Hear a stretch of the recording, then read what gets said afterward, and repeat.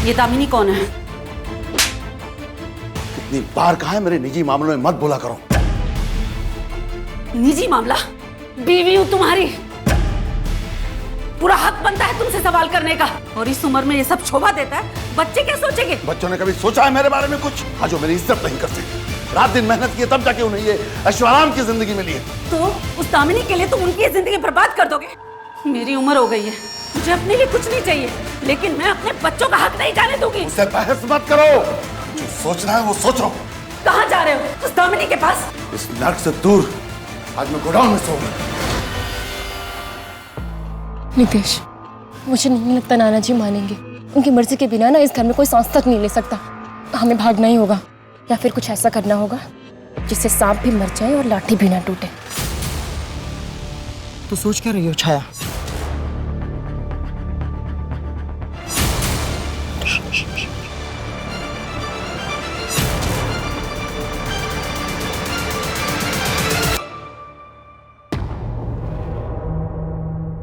एक तुम ही हो जो मेरे दिल की बात समझती हो।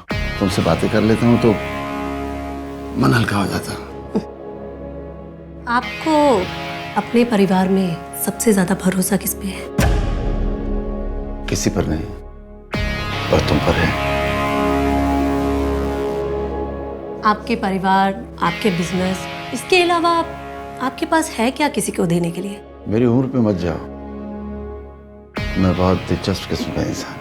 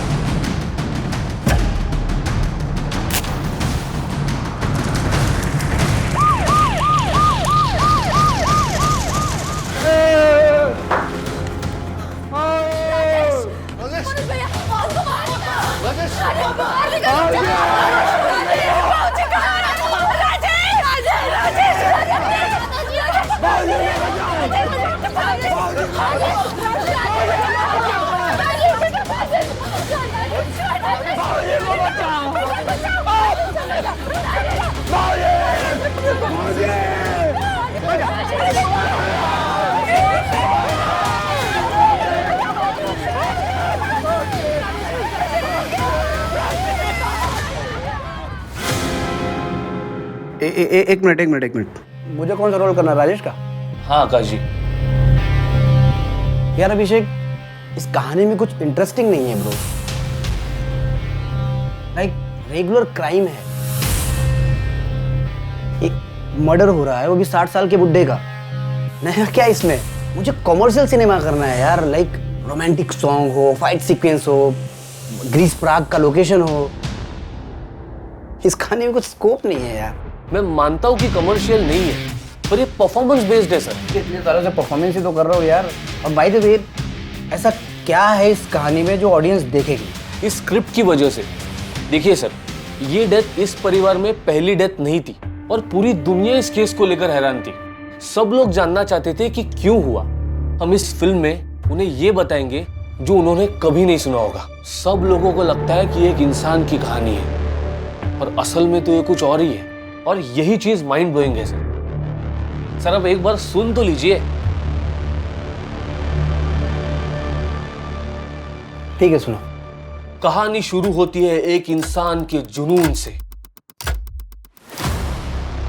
और खत्म होती है एक इंसान के सनक पे। हर कहानी के कई आयाम होते हैं, और उन कहानियों को देखने के सभी के अपने अपने दृष्टिकोण होते हैं। आज का ये केस दर्शाता है कि हर इंसान अपनी जिंदगी में दिन प्रतिदिन कई सारी परेशानियों का सामना करता है। कई बार इनका बोझ इतना बढ़ जाता है कि कुछ लोग इससे उभर ही नहीं पाते और बिना सोचे समझे फैसले ले लेते हैं, जिससे जुर्म को पनपने का एक बहुत बड़ा मौका मिल जाता है। दिल्ली में घटी इस घटना ने सबको चौंका दिया था, पर यह तो सिर्फ शुरुआत थी। इस जुर्म के जरिए अपराध के घने तूफान ने दस्तक दी थी, जो कि दिल्ली के रहवासियों, पुलिस प्रशासन और यहां तक कि पूरे देश को अपने जुर्म के तरीके से झकझोर के रख देने वाली थी। नमस्कार, मैं आशुतोष राणा क्राइम पेट्रोल सतर्क के इस नए अध्याय में आप सभी का हार्दिक स्वागत करता हूं। आज मैं लेकर आया हूं एक ऐसे जुर्म की कहानी जो ना कभी किसी ने देखी होगी, ना सुनी होगी और ना ही कभी किसी ने कल्पना की होगी। यह केस अपने आप में इतना भयंकर था कि जिसने भी अपराध का वो दृश्य देखा उसकी रूह कांप गई।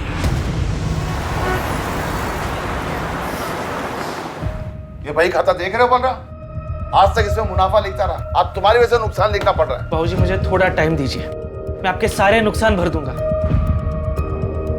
मुझे एक आखिरी बार क्रेडिट पे माल दे दीजिए, वरना ये ठेका मेरे हाथ से निकल जाएगा। बाबूजी मैंने इसके लिए बाजार से कर्जा उठाया है, बहुत मुश्किल में फंस जाऊंगा मैं। ये सब पहले सोचना चाहिए था। तुम किसी और से बात कर लो, मैं माल नहीं दे पाऊंगा भाई। बाबूजी ये सही नहीं है। राजेश भाई आप क्यों नहीं समझाते? बाबूजी ने ना बोल दिया, हम कुछ नहीं कर सकते। आप जाइए बलराम जी यहाँ से। मैंने कभी आपको धोखा नहीं दिया, बाबूजी को पिता समान माना है मैंने। इसका अंजाम ठीक नहीं होगा, इसका अंजाम ठीक नहीं होगा। बाबूजी कॉन्ट्रैक्टर आदमी है, कुछ उल्टा सीधा कर दिया तो ऐसे लोगों से पंगा लेना ठीक होगा क्या? अरे कुछ नहीं होगा, यमराज में जादू चलता है मेरा। अरे हमें मौत भी तो हमें तब आएगी जब हम आज्ञा देंगे।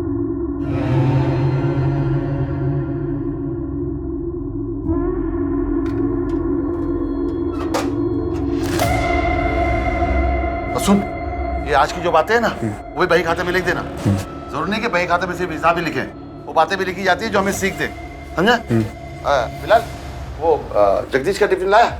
नहीं बाबूजी, वो गीता भाभी ने सिर्फ आपके लिए खाना भेजा है। तो ये मैं जगदीश को देता हूँ, तू घर जाके दूसरा खाना लेके आ मेरे लिए। ये गीता भी ना काम चोर हो गई है। शुक्र।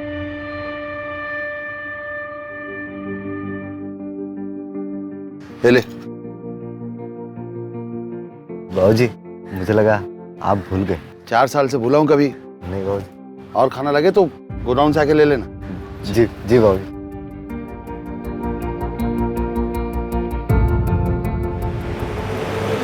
बाबूजी मैं आज यहाँ से फैसला करके जाऊंगा।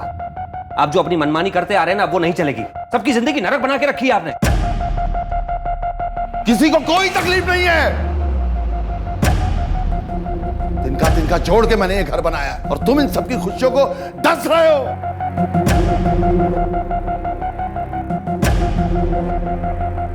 कुसुम नाग को जन्म दिया है तुमने। माँ को क्या सुना रहे हैं आप? जिंदगी और परिवार तिनको से नहीं बाबूजी, रिश्तों से बनते हैं। नंदिनी की जिंदगी बर्बाद कर दी आपने। और वो गीता, उसको पार्लर खोलना था, कुछ करने दिया आपने? अब जेठ जी मुझे इस समय आप क्यों घसीट रहे हैं? अरे बोलो, ऐसे चुप रहने से कुछ नहीं होगा। मैं अकेला कुछ नहीं कर पाऊंगा। तुम क्यों किचन में लगी रहती हो? माना कि तुम खाना अच्छा बनाती हो, इसका मतलब घर के सारे काम तुम करोगी। बस हो गया तेरे भैया, बस। देखो बाबूजी की तबीयत खराब हो जाएगी। अरे तबीयत खराब होती तो हो जाए, कल का मरे आज मर जाए, लेकिन इतनी आसानी से मरेगा नहीं है। अगर मैं नाग हूं ना तो ये अजगर है, सबको निकल के जाएगा। भैया बस, इससे ज्यादा एक शब्द नहीं। देख लिया कैसे तिनको से घर बनाया आपने। एक छोटा भाई अपने बड़े भाई पे हाथ उठा रहा है। जब इसे शर्म नहीं रही तो मैं क्यों शर्म करूं? मां पूछे शरीफ आदमी से कि दामिनी कौन है। पूछ मां।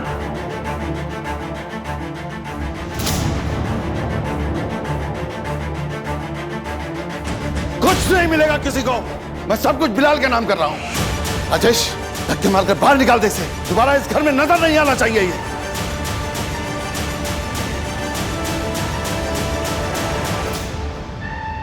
ये दामिनी कौन है? कितनी बार कहा है मेरे निजी मामलों में मत बोला करो। और जो सोचना है सोचो। कहाँ जा रहे हो? उस दामिनी के पास? इस नर्क से दूर आज मैं गोडाउन में सोऊंगा।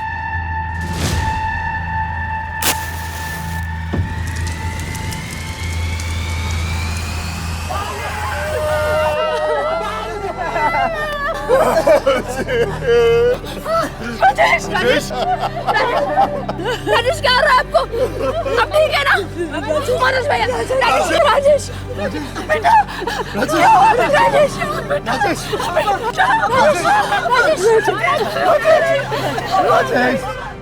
क्या लगता है माथुर? मैडम हादसा भी हो सकता है और मर्डर भी। वैसे एक बात पता चली, इनका एक नौकर है बिलाल, जो यहाँ गोडाउन में ही सोता था, लेकिन आज रात नहीं सोया। बुलाओ इस बिलाल को और प्रताप वर्मा के बारे में सारी इंफॉर्मेशन निकलवाओ। क्या करते थे, किसी से कोई दुश्मनी, क्या उनकी दिनचर्या, सब कुछ। बाबूजी बहुत अच्छे थे, परिवार की डोर थे जिसने सबको बांध रखा था, पर अब ये परिवार बिखर जाएगा। आप कुछ बोलिए ना, क्या हुआ है आपको? इतनी रात को प्रताप जी गोडाउन में क्या कर रहे थे? क्या वो वहीं सोते थे? नहीं, भाऊजी घर में ही सोते थे। कल रात वहाँ क्यों थे पता नहीं। राजेश को कॉल आया गोडाउन में आग लगने के बारे में, तो वो गोडाउन की तरफ तुरंत भागा। हमें निशा ने बताया तो हम सब वहाँ पहुँचे। आपकी फैमिली पिक्चर में ये कौन है? मैम, ये बाबूजी के सबसे बड़े बेटे धीरज है, वो बैंगलोर में रहते हैं। क्रियाक्रम के लिए नहीं है? जी, उन्हें फोन किया है, वो आज तक पहुँच जाएंगे। क्या आपके परिवार में कुछ ऐसा हुआ है जिसकी वजह से प्रताप जी ने सुसाइड कमिट किया?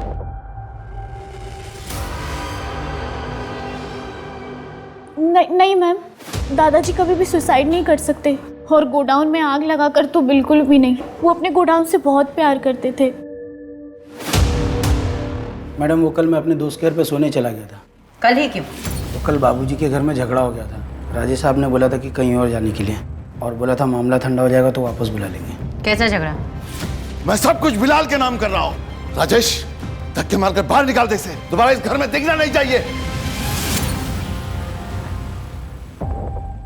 मैडम, प्रताप वर्मा की पोस्टमार्टम रिपोर्ट आ गई।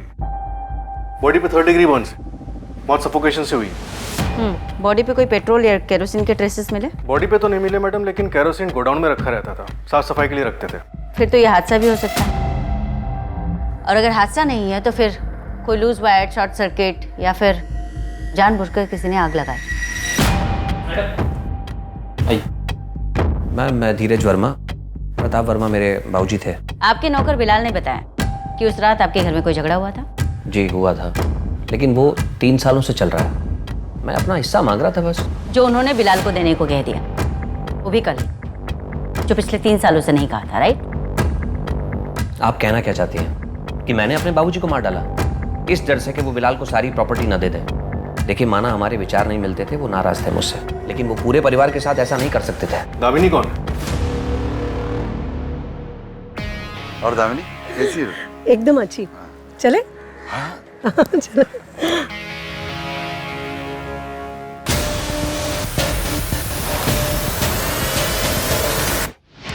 वो 3 महीने पुरानी बात है। आपको क्या लगता है कि आपके फादर का सचमुच दामिनी के साथ अफेयर था?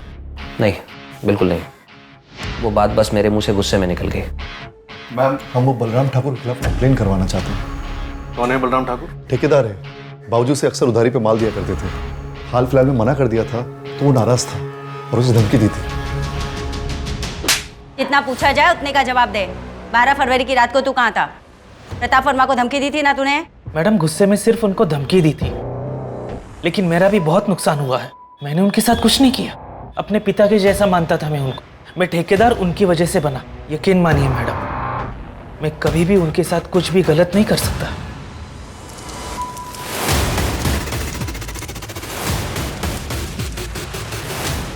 मैडम, बलराम का कॉल लोकेशन पूरी रात उसके घर पे ही था। कॉन्ट्रैक्टर इतना दिमाग तो लगाएगा ही। कौन घर पे छोड़ के जा सकता है? तो मैडम, ये धीरज वर्मा, प्रताप वर्मा का बड़ा बेटा, हादसे वाली रात ये दिल्ली में ही था। झगड़े के बाद बैंगलोर गया ही नहीं। अरे मानसी, ये कैसे कपड़े पहन के कॉलेज जा रही है? मम्मी, कॉलेज ऐसे ही कपड़े पहन के जाते हैं ना। पहले दादाजी रोक टोक करते थे, अब प्लीज आप मत शुरू हो जाइएगा। मैं तो बोलती हूँ आप भी जाके ना अपना हिस्सा लो और पार्लर वार्लर खोलो। मम्मा, थोड़ा खुल के जियो, कब तक ऐसे किचन में खाना बनाती रहोगे? चलो बाय। हाँ बाय।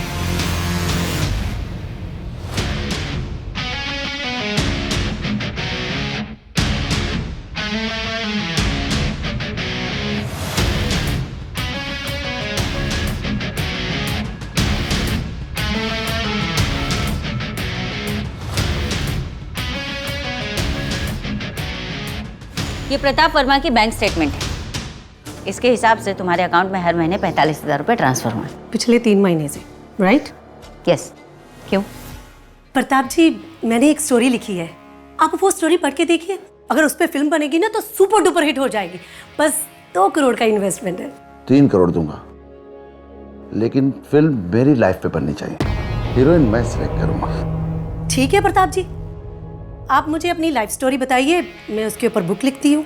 बुक को पब्लिश करते हैं और उसको फेमस करते हैं, फिर उसके ऊपर फिल्म बनाते हैं। मेरी लाइफ पे बुक? दामिनी, एक बुक कम पड़ेगी। हेमराज पर जादू चलता है मेरा। अरे हमें मौत भी तो हमें तब आएगी जब हम आज्ञा देंगे। ये दामिनी सच बोल रही है, काफी कुछ लिख रखा है उसने प्रताप वर्मा के बारे में। और मैडम ये धीरज वर्मा जिस होटल में रुका था वहाँ मैंने पूछताछ की, पूरी रात होटल में ही था। मैंने होटल के सीसीटीवी भी चेक किए, लेकिन वो मेन डोर से बाहर निकलता हुआ नजर नहीं आया। तो फिर उसने हमसे ये बात क्यों छुपाई? पूछा मैंने उससे, तो कहने लगा कि बाप के मरने का सदमा था इसलिए बताना भूल गया। क्या बकवास है। उस बड़ाम के खिलाफ कुछ मिला? नहीं मैडम, लगता है ये हादसा ही था। क्लोजर रिपोर्ट फाइल कर दो। Okay madam. Closure report? लेकिन केस तो क्लियर है कि मर्डर है। पर ये तो सिर्फ ऑडियंस को दिख रहा है ना सर। तो फिर पक्का उस धीरज ने किया होगा, राइट? बलराम भी तो हो सकता है, या फिर बिलाल। सर आपका शॉट रेडी। हाँ, डायरेक्टर को बोलो दूसरा सीन लगा, मैं आ रहा हूँ। हाँ, क्या नाम था उसका? बिलाल। बिलाल, राइट? तो बिलाल ने प्रॉपर्टी के पेपर पे साइन करवाया होगा। असली कहानी यहीं से शुरू होती है सर, और यहीं से आपका कैरेक्टर स्ट्रांग होता है। ओके, अब हम चलते हैं 1.5 साल बाद। राजेश, मैं तुम्हारा बड़ा भाई हूँ, इस गोडाउन पे मेरा भी उतना ही हक है। मुझे खरीदी के दाम पे सामान चाहिए।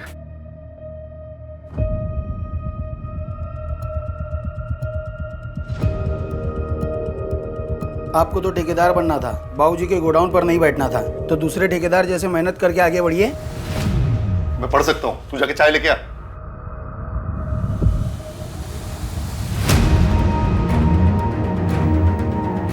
तू बलराम को उधारी दे सकते हो, हमें उधारी नहीं दे सकते।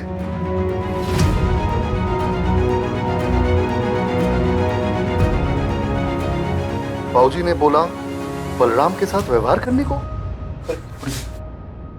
मनोज, राजेश, 1.5 साल से ज्यादा हो गया, हम लोग बंटवारा क्यों नहीं कर रहे हैं? किसी से पूछिए, बाबूजी से साइनिंग अथॉरिटी बना के गए, अब ये कुंडली मार के बैठे उस पे। देख राजेश, तू यहाँ सिर्फ साइनिंग अथॉरिटी है, मालिक नहीं है यहाँ का। बंटवारा तो लीगली होना ही चाहिए।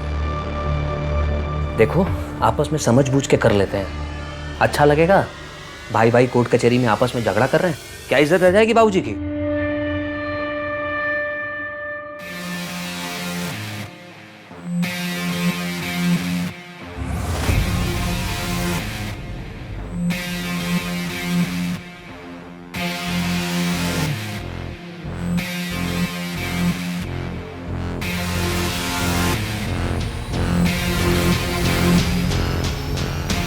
ना ना ना ना ना। मानसी 2 साल से डेट कर रहे हैं यार, एक बार किस भी नहीं कर सकता? बस 8 महीने, उसके बाद ना मैं ग्रेजुएट हो जाऊंगी, छाया दीदी की भी शादी हो जाएगी, फिर ना हम दोनों शादी कर लेंगे। तुझे ना सिर्फ लगता है तेरे दादाजी के जाने के बाद में तू आज़ाद है, ऐसा कुछ नहीं है। वो ना तेरे दिमाग में अब भी है, उनके जो आदर्श है ना, ये सब तेरे खून में है। और कौन कहता है कि जब शादी से पहले ये सब नहीं कर सकते हैं? इनफैक्ट ये सब करने से प्यार और मजबूत होता है। देख ऋषभ, अगर तुझे ये सारी चीजें करनी है ना तो तू कोई दूसरी गर्लफ्रेंड ढूंढ ले, क्योंकि मैं तेरे साथ ये सारी चीजें शादी से पहले तो नहीं करने वाली। अरे सॉरी सॉरी, मैं मजाक कर रहा था यार। ये तो चलेगा ना? चलेगा ये। एक और बैग बनाओ। गया। शाबाश। एक सेकंड।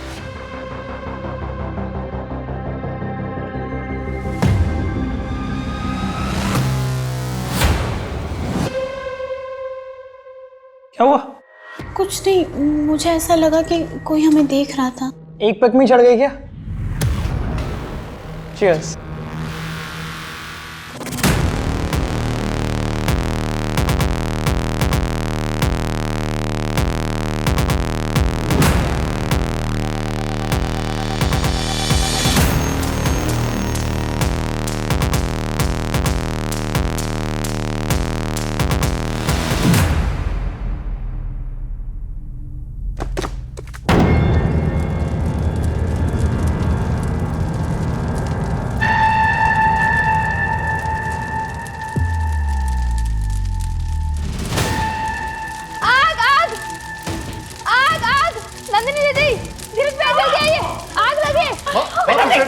गीता पीछे हटो।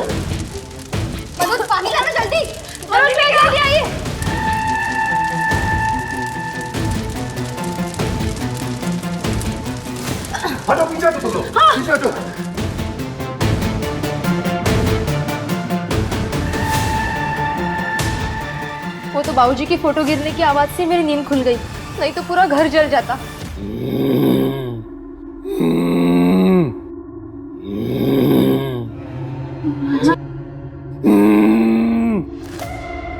राजेश, राजेश क्या हुआ तुम्हें? राजेश, जल्दी देखो तो क्या हुआ है? बेटा कुछ बोली नहीं है। देख बेटा भैया को क्या हुआ? राजेश, उठो उठो।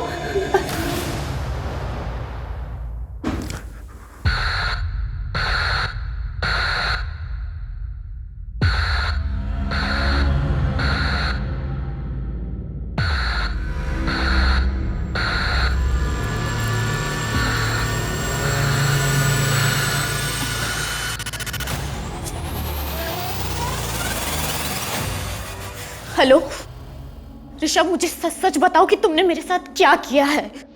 अरे बाबा मानसी, मैं सच कह रहा हूँ, मैंने कुछ नहीं किया है। देखो, तुम्हारे सोने के बाद में मैं तुरंत वहां से चला गया था। जो मार्क की तुम बात कर रही हो ना, हो सकता है तुमने शायद से स्क्रैच कर लिया हो, तुम्हारी नाखून के निशान हो सकता है कि नींद में तुम शायद गिर गई होगी बेड से, इसीलिए दुख रहा होगा। मेरी बात का यकीन करो, मैंने सच में कुछ नहीं किया है मानसी। मैं क्यों करूंगा ये सब? मैं तुमसे प्यार करता हूँ। हमें बाबूजी का धन्यवाद करना होगा, उन्होंने हमारी जान बचाई। वो मेरे सपने में आए और बोले माता की चौकी रखने को, परिवार के लिए अच्छा होगा। धीरज भैया को भी बोलने को बोला। चोरी हो गई, मेरे अलमारी से सब जेवर गायब है। जेवर? वो जो छाया की शादी के लिए लाए थे वो? हाँ। हे भगवान, अब छाया की शादी कैसे होगी? नंदिनी, फिक्र करने की जरूरत नहीं है, हम लोग हैं ना, हम संभाल लेंगे। अरे लेकिन आखिर ये चोर हमारे घर में घुसा कैसे? ये ना बिल्कुल सेफ नहीं है, हम अभी जाकर पुलिस स्टेशन में कंप्लेन कर लेंगे। हाँ, कंप्लेन करने की कोई जरूरत नहीं गीता, आइंदा से लॉक ठीक से लगाएंगे बस।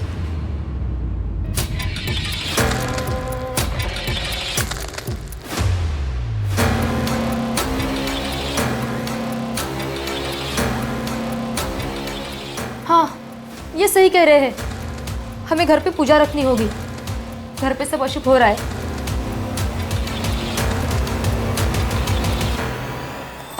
जी अब कृपा करो, कृपा करो, कृपा करो। मैया जी अब कृपा करो, कृपा करो, कृपा करो। जय माता दी। माता जी अब कृपा करो, कृपा करो, कृपा करो। मैया जी अब कृपा करो, कृपा करो, कृपा करो। जय माता दी। मैया जी।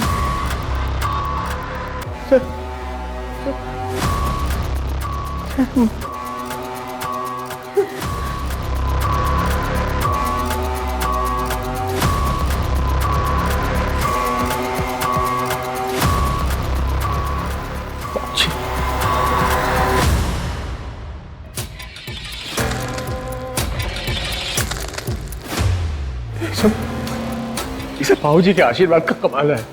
उनका अधूरा काम हमें पूरा करना है अब। जय माता दी। जय माता दी। जय माता दी। जय माता दी। हाँ, अस्सलाम वालेकुम सकीना, पासपोर्ट की अर्जी दे दी? हाँ दे दी। बहुत अच्छे। बस सकीना, एक आखिरी काम बचा है, उसको पूरा करके हज पे चले जाएंगे। सारे गुनाहों से तौबा करके अच्छी ज़िंदगी गुजर बसर करेंगे। हाँ, बस कुछ ही महीनों की बात है। रखता हूँ, अल्लाह हाफिज़।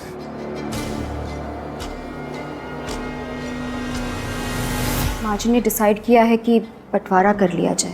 ये तो अच्छी बात है माँ। मैं तो सोच रहा था कि आप बाबूजी की तरह। बंटवारे के खिलाफ नहीं हूँ, और वैसे भी बंटवारे के बाद भी सभी बच्चे मेरे एक साथ ही रहेंगे। तुम्हारे बाबूजी तो अब रहे नहीं। 5 हिस्से लगेंगे। गोडाउन किसके हिस्से जाएगी, मकान किसके हिस्से जाएगा, जमीन किसके हिस्से जाएगी? आप सब जल्दी चलिए, पापा को कुछ हो गया। अरे वहां नहीं, बाबूजी के कमरे में।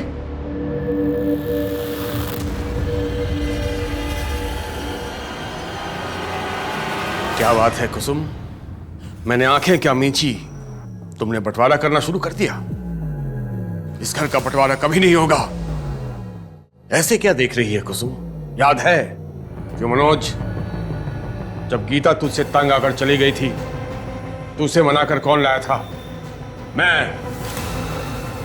और नंदिनी, तेरे पति से तलाक दिलाकर क्या मैंने कोई गलत किया? बोल।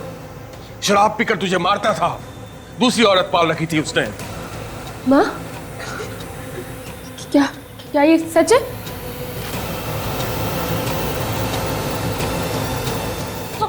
आपको किसने मारा? आग किसने लगाई? बताइए ना।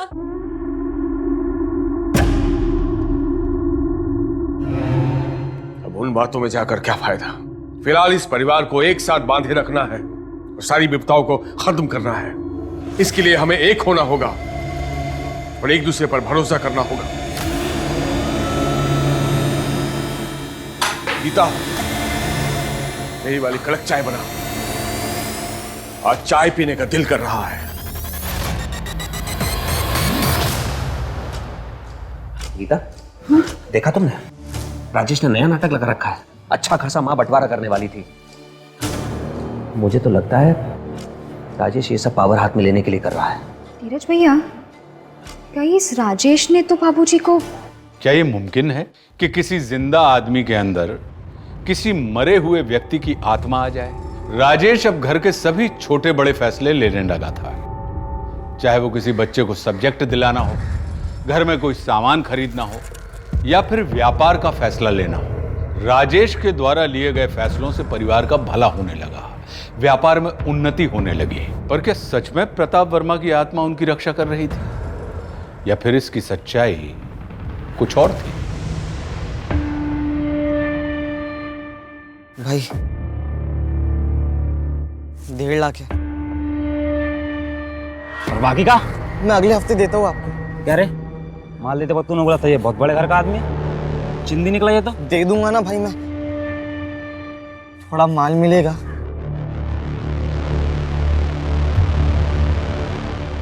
भाई इतने में क्या होगा? तो एहसान कर रहा हूँ तेरे ऊपर, और माल चाहिए ना तो पुराना हिसाब चुकता कर, उसके बाद माल मिलेगा। इसको पैसों का इंतजाम हो जाएगा ना? हाँ हो जाएगा।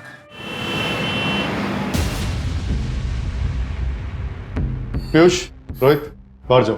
क्यों बाबा? पीयूष, जितना बोला जाए उतना किया कर।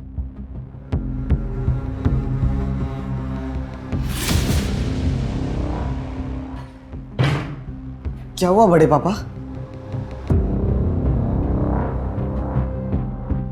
तुम्हारे घर में चोरी की ना तो अच्छा नहीं होगा।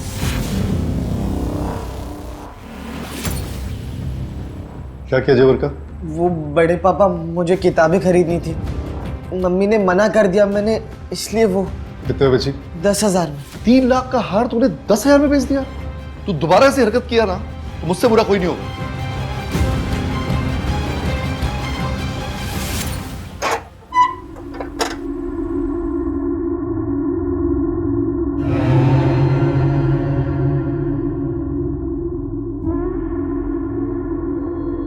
बाबूजी, कमल का पेमेंट आया है, मैंने हिसाब से मैं... बाबूजी ऐसे क्या है इसमें? कुछ अनमोल जो मुझे यमराज से दूर रखता है। मैंने ऐसे नहीं इतनी तरक्की की।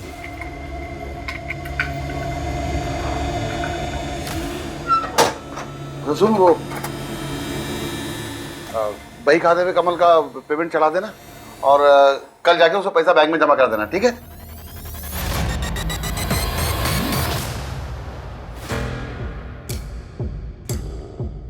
भाऊजी, मुझे रास्ता दिखाओ, क्या करना चाहिए? मुझे यकीन है कि परिवार टूटने वाला है। नहीं बाबूजी, मानिए मेरी बात, माँ कुछ नहीं करेगी, उल्टा वो सबको बढ़ावा देगी।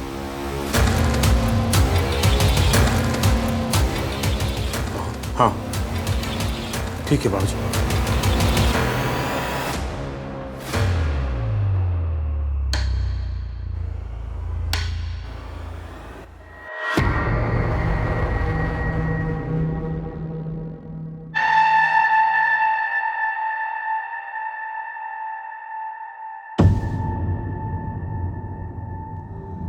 और खाना चाहिए तो गोडाउन में आ जाना। हाँ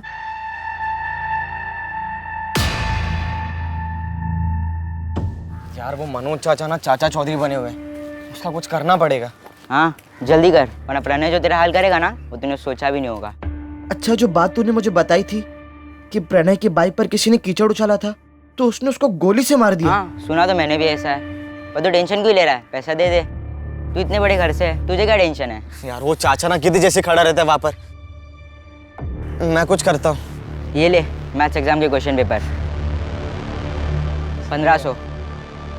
मैं 1000 ट्रांसफर करता हूँ तेरे को। यार किस बात का मेरा तू, चल दे दे 1000 रुपया। चल मैं तेरे को भेजता हूँ पैसे। हाँ बाय। तुम मेरे साथ ऐसा कैसे कर सकते हो ऋषभ? दिमाग खराब हो गया क्या? मानसी मैं कह रहा हूँ ना, मैंने सच में कुछ नहीं किया है। I'm pregnant ऋषभ, और ऐसा कैसे पॉसिबल हो सकता है? तुमने मेरा रेप किया। अबे किसी और का किया हुआ पाप ना मेरे सर पे मत डाल। मैं तुझे छोड़ूंगी नहीं। अब देख मैं तेरे साथ क्या करती हूँ। मैं पुलिस में कंप्लेन करूंगी तेरे खिलाफ। मामा जी मेरी बात सुनिए ना, निकिता अच्छा लड़का है, अगर आप समझाएंगे ना मम्मी भी मान जाएगी।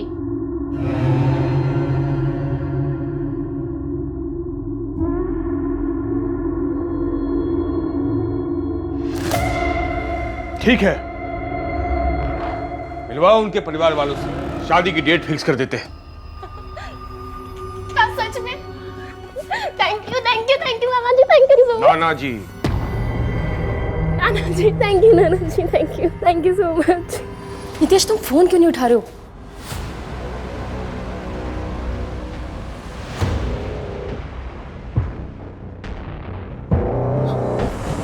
अंकल अब सो सॉरी, मैं आती है साहब। I am so sorry uncle, I am so sorry. Actually मैं कॉल करी थी नितेश को। मैं चलती हूँ।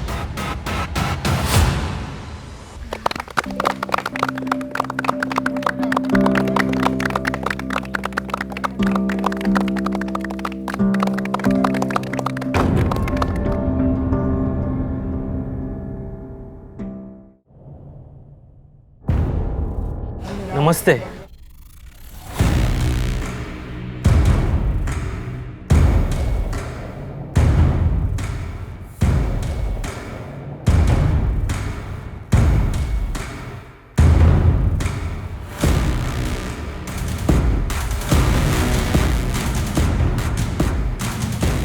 मानसी क्या कर रही है तू?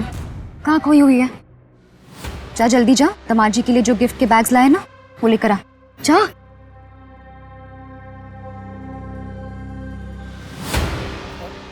सॉरी वो जल्दबाजी में दिखा नहीं।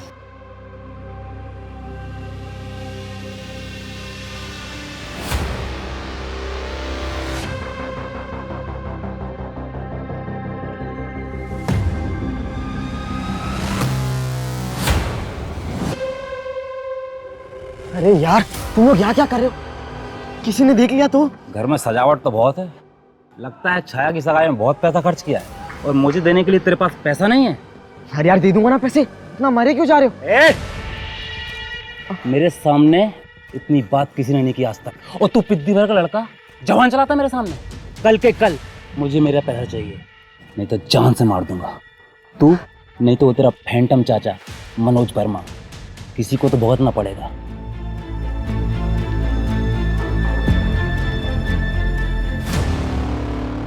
मैंने कहा था छाया की सगाई होते ही एक बड़ी विपदा आएगी, और वो विपदा हमारे दरवाजे में दस्तक दे चुकी है। इसलिए एक पूजा करनी होगी। गॉड यार अभिषेक, सीरियसली तो ये कहानी माइंड ब्लोइंग है यार। अभिषेक ये कहानी मैं ही करूंगा, ये रोल मैं ही प्ले करूंगा, तुम किसी और को ये कहानी नहीं सुनाओगे। ओके। पर ऐसे कैसे यार?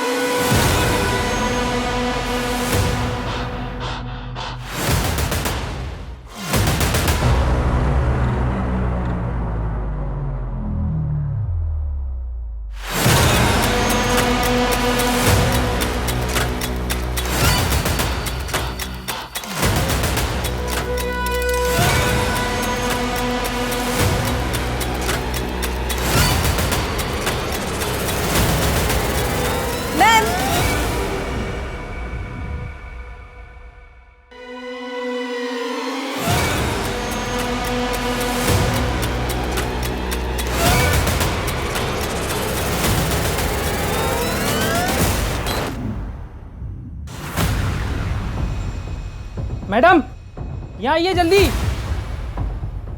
मैडम ये देखिए।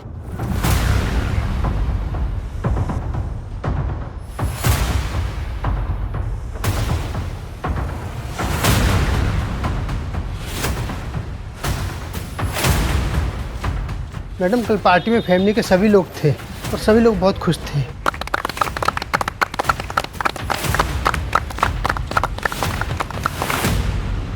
बिलाल कल दोपहर 1:30 बजे गोडाउन बंद करके चला गया। एक साथ इतने लोगों को मारना इम्पॉसिबल, सभी के हाथ मुंह बंधे हैं।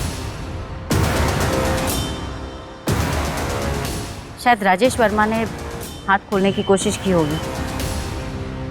मैडम लेकिन एक बात समझ में नहीं आई, फैमिली के 10 लोगों की लाश एक साथ लटकी हुई है, लेकिन इनकी माँ कुसुम देवी की लाश अंदर बेडरूम में पड़ी हुई है। उन्हें नहीं लटकाया गया, ज़रूर इन्हें कुछ खिलाया पिलाया गया होगा। और ये घर के पीछे के वो पाइप, 11 पाइप, उनकी क्या स्टोरी हो सकती है? 6 के मुंह ऐसे नीचे और बाकी 5 के ऐसे बाहर की तरफ निकले हुए। 6 फीमेल विक्टिम्स हैं और 5 मेल। ज़्यादातर सभी के ऑलमोस्ट एक हाथ को छोड़कर पैर ज़मीन पे टच हो रहे हैं। कहीं ऐसा तो नहीं कि इन्हें पहले मारा गया है उसके बाद लटकाया गया? जो भी हो, अपने पूरे करियर में मैंने ना तो ऐसा कोई क्राइम सीन देखा ना सुना। दिमाग बना गया है। लोग कहते हैं कि हम पुलिस वाले आए दिन लाशें देखते रहते हैं, हमें कुछ फर्क नहीं पड़ता, कुछ महसूस नहीं होता, लेकिन ये क्राइम सीन देखकर तो पूरी टीम का दिल दहल गया। डेड बॉडीज को पोस्टमार्टम के लिए भेज दो।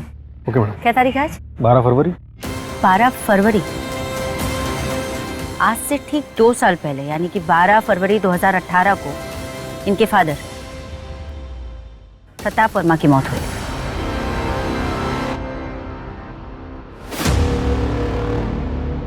उस घर में जब भी कुछ कांड होता था तो बहुत कन्वेंटली छुट्टी पे रहता था रे।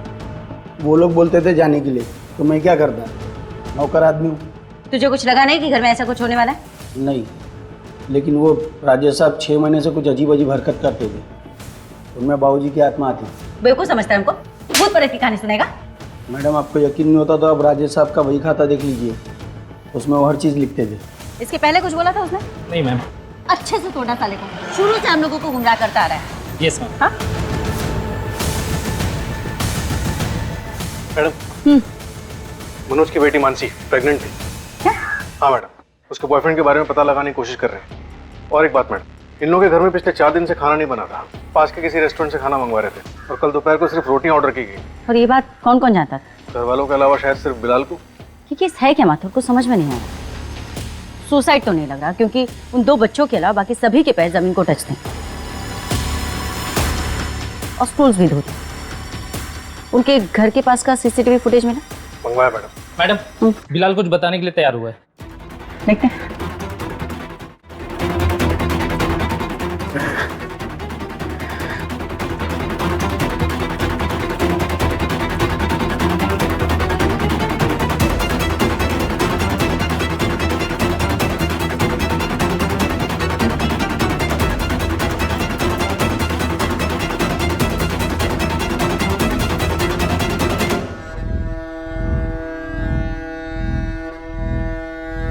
मैडम वो मानसी का रेप हुआ था।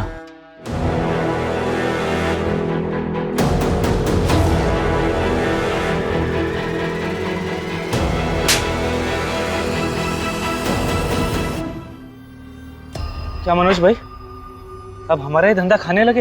ऐसा कुछ नहीं है बलराम, तुम भी धंधा करो, किसने मना किया? पिछले 5 साल से जो टेंडर मुझे मिल रहा था इस बार आपको मिला है। मनोज भाई ये गलत है। गोडाउन के लाइसेंस पे आप सस्ते में माल उठाते हो, इसलिए आपका खर्चा कम होता है। मार्केट प्राइस पे माल मुझे उठाना पड़ता है। आपकी जितना कम दाम का टेंडर हम भर नहीं सकते। तो कहीं और टेंडर भर लो।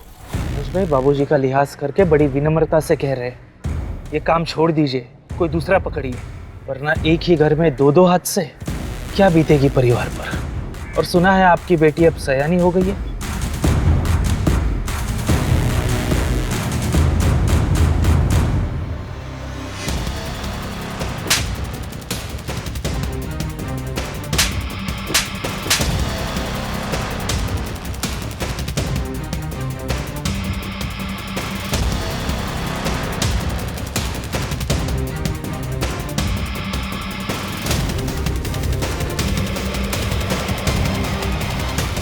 प्रताप वर्मा डेथ और अभी की वर्मा फैमिली मास डेथ में कोई भी कनेक्शन नहीं मिला। इन दोनों ही केसेस में में इतना कनेक्शन तो जरूर है माथुर। जो भी मौतें हुई हैं बहुत ही मिस्टीरियसली हुई, भले ही एविडेंस, रीजन या मोटिव क्लियर ना हो। और अगर ये मर्डर है तो इस मर्डर की प्लानिंग बहुत सटीक तरीके से की गई। मैडम धीरज का कहना है कि राजेश अपने बाबूजी की आत्मा आने का नाटक कर रहा था क्योंकि उसे पावर चाहिए थी। उसका कहना है कि मनोज की बीवी गीता को पहले राजेश पे भरोसा नहीं था, लेकिन धीरे धीरे होने लगा, और फिर बाकी फैमिली मेंबर्स को, यहाँ तक कि बच्चों को भी लगने लगा कि राजेश के अंदर उसके बाबूजी की आत्मा आती थी। क्या बकवास बात है, इतने पढ़े लिखे होने के बावजूद ये लोग आत्मा जैसी चीजों पर विश्वास करते हो। घर के सारे लोग बच्चे थे। राजेश अपने बाबूजी को अपना भगवान मानता है, यहाँ तक कि उनके मरने का सदमा भी बर्दाश्त नहीं करता। पहले उसकी आवाज़ चले गई, फिर धीरे धीरे वो अपने बाबूजी को अपने अंदर महसूस करने लगा, बिहेव भी उनके जैसे करने लगा। वो सब कुछ अपने बाबूजी के जैसे करता था जैसे वो करते थे। हाँ मैडम, बिलाल और धीरज की बातों से तो यही लगता है। बिलाल ने कहा था ना कि राजेश कोई बही खाता लिखता।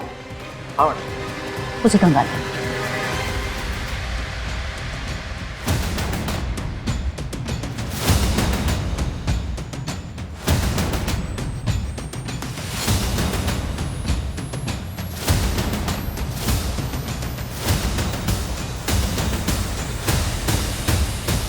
बाबूजी, आपने जो करना था वो कर चुके। अब ये जिम्मेदारी अपने कंधे से हटा देनी चाहिए। बाबूजी, आपने इतनी रात को मुझे क्यों बुलाया यहाँ पर? चुप कर, सवाल मत पूछ। भाई खाता निकाल। बाबूजी, बात क्या है? बलराम का सारा कर्जा माफ कर दूंगा, और जिसका भी कर्जा है सब माफ कर दूंगा। बिलाल के नाम आधी जायदाद करूंगा, आधी कुसुम के। लेकिन बाबूजी, हम लोगों को क्या मिलेगा? बाबूजी, तू मेरा आज्ञाकारी बेटा है ना, कुसुम तुझे अपने साथ रख लेगी। बाबूजी, ऐसे कैसे कर सकते हैं आप?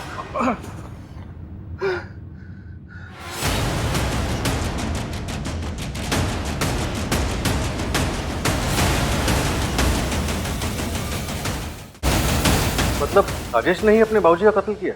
नहीं, मैं तो बस कड़ियां जोड़ने की कोशिश कर रही हूँ। शायद ऐसा हुआ हो सकता है कि बलराम ने कत्ल किया हो।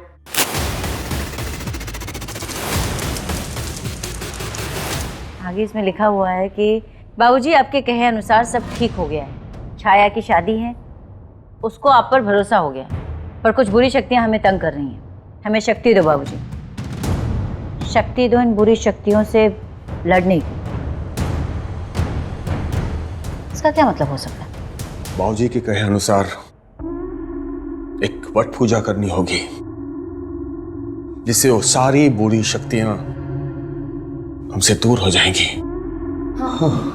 पूजा करनी होगी, मुझे करनी होगी। वर्मा, उसके पास का एक सीसीटीवी फुटेज मिला। ये घटना वाले दिन का है, देखिए।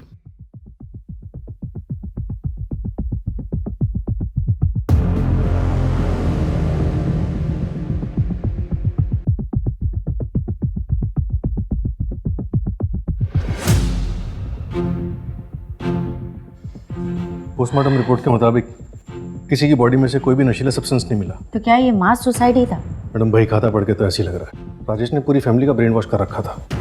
उस बिलाल का कुछ पता चला?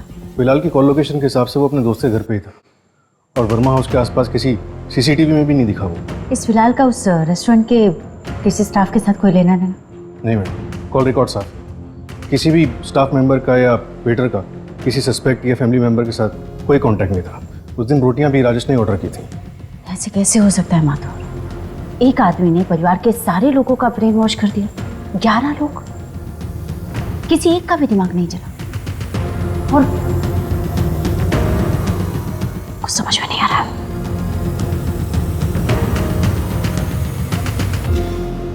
जानना था कि ये असल में हुआ क्या था और कैसे हुआ था। इस कहानी की सच्चाई को कोई नहीं जान पाएगा, बस एक हॉरर स्टोरी बन के रह जाएगी। हाल फिलहाल पुलिस ने क्लोजर रिपोर्ट फाइल कर दी है। मास सुसाइड का केस है। अनबिलीवेबल यार। प्रताप वर्मा की मौत के बाद राजेश भी खुद को उनकी मौत का यकीन नहीं दिला पाया।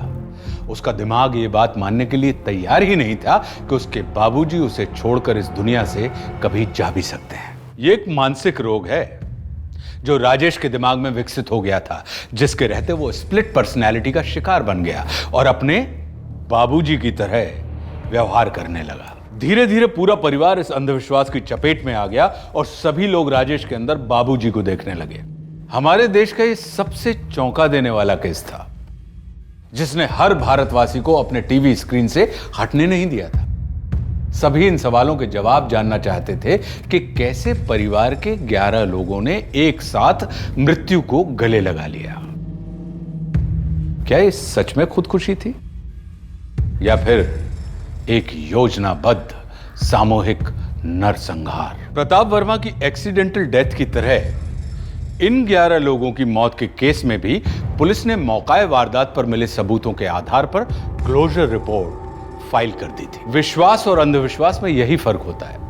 विश्वास जीना सिखाता है और अंधविश्वास का रास्ता विनाश की तरफ ले जाता है। अब मैं आशुतोष राणा विदा लेता हूं आपसे। हम फिर मिलेंगे एक ऐसी ही कहानी के साथ जो आपको रखेगी सतर्क और जिंदगी को सुरक्षित। तब तक अपना और अपने परिवार का ख्याल रखिए और देखते रहिए क्राइम पेट्रोल सतर्क। जय हिंद।